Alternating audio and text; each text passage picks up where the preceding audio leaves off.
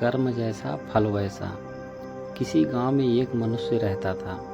उसकी पत्नी मर गई थी। उसी गांव में एक नारी रहती थी जिसका पति मर चुका था।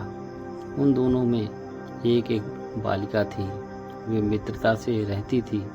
एक दिन जब मनुष्य की कन्या महिला के घर आई तब महिला ने कहा, तुम जाकर अपने पिता को कहो कि उनके साथ विवाह करना चाहती हूँ। यदि मेरा विवाह उनके साथ हो जाएगा तब मैं तुमसे अधिक प्यार करूँगी। जब बालिका ने अपने घर आई तो उसने सारी बात पिता को कह सुनाई। पिता ने कहा, क्या करूँ, विवाह से संतुष्टि भी होती है, दुख भी। उसने अपनी पुत्री को कहा, बालिके, मेरे जादू वाले जूते को लाओ, उसमें जल भरो। यदि जल उसमें नहीं रहेगा तो मैं विवाह करूँगा। उस जूते में एक छेद था। डालते ही सारा जल नीचे गिर गया। शीघ्र ही शुभ वेला में उनका विवाह हो गया। पहले तो नारी ने उस बालिका का आदर किया, किंतु बाद में उसे दुख देने लगी तथा अपनी पुत्री का पोषण अच्छी तरह करती थी। फिर भी तीनों दिन उसकी कन्या कुरूप एवं कमजोर होती जाती थी। एक बार सर्दी में जब बर्फ गिर रही थी तब उसने कागज का चोंगा देकर कन्या को कहा, जंगल में जाकर बेर ले आओ। कन्या ने कहा, इस भयंकर सर्दी में बेर कहाँ मिलेंगे। उसे फटकारती हुई सौतेली माँ ने यूँ कहने लगी, हे निर्लज्जे, जब तुम बेर नहीं ले आओगी तब तक इस घर के दरवाजे तेरे लिए बंद रहेंगे। रोती हुई बालिका वन की ओर चल पड़ी। वन में घूमते हुए उसने एक झोपड़ी देखी। वहाँ 3 बौने सिगड़ी ताप रहे थे।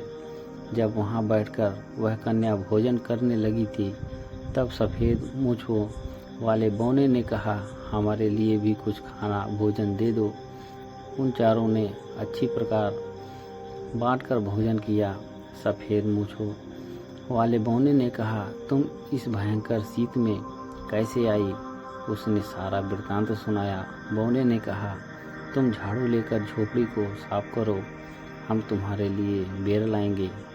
बालिका की विनम्रता एवं परिश्रमशीलता को देखकर बौने ने उन्हें वरदान दिए। एक ने कहा, यह कन्या प्रतिदिन सुंदर हो।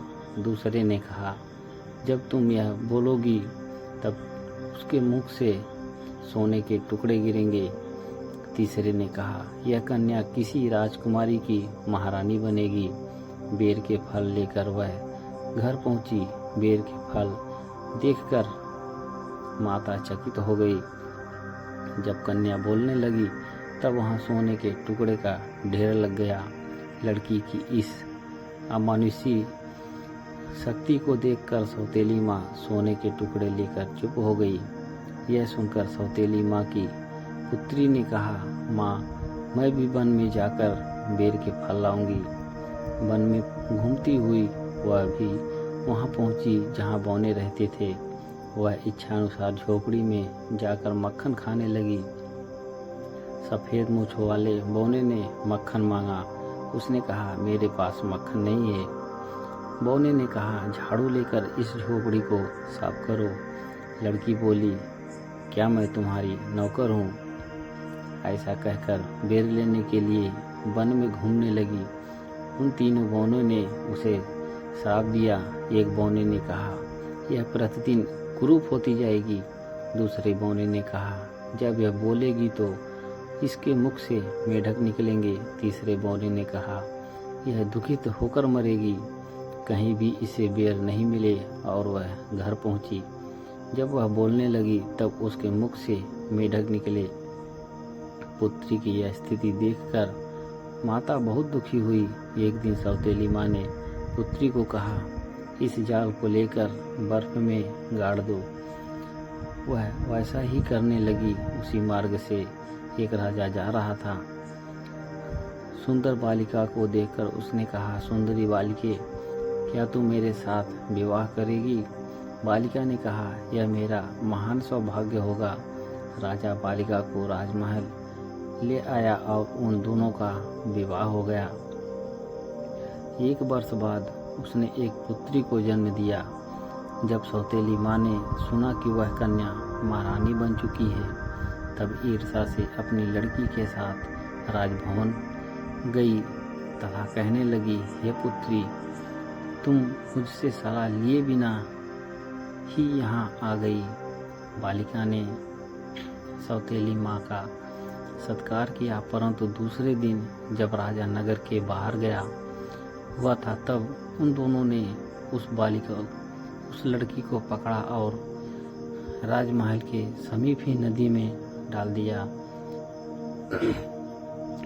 तथा अपनी लड़की को उसके स्थान पर सुला दिया। राजा अपने महल में लौटा, तब सौतेली माँ ने कहा, मेरी महारानी बेटी सोई हुई है, आप विश्राम कीजिए। राजा लेट गया। इधर महारानी नदी को पार कर निकल आई। उसने सारी कहानी राजा को सुनाई। क्रुद्ध होकर राजा ने सौतेली माँ को तथा कुरूप बालिका को पेटी में बंद करके पहाड़ के चोटी से उन्हें गिराने का आदेश दिया। इसीलिए किसी ने कहा है, मनुष्य जैसा कर्म करता है वैसा ही फल पाता है। दोस्तों, कहानी अच्छी लगी हो तो हमारे YouTube चैनल को लाइक और सब्सक्राइब करें और भी बहुत सारी कहानियाँ सुनने के लिए हमारे YouTube चैनल पर जाएं। धन्यवाद।